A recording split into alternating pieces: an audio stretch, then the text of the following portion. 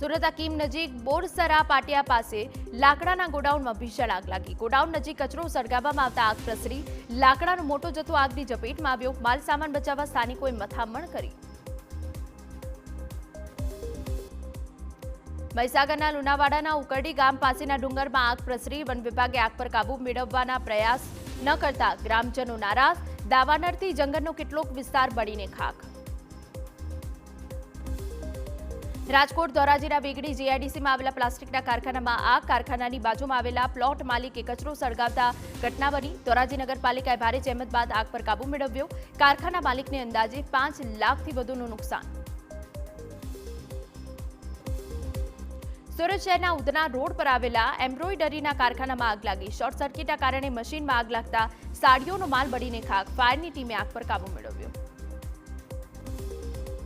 અમદાવાદના ધંધુકાના હરિપુરા પાટિયા પાસે 2 કાર સામસામે અથડાઈ। 2 વ્યક્તિઓને સામાન્ય ઈજા પહોંચી। ઈજાગ્રસ્તોને ધંધુકા રેફરલ હોસ્પિટલ ખસેડવામાં આવ્યા।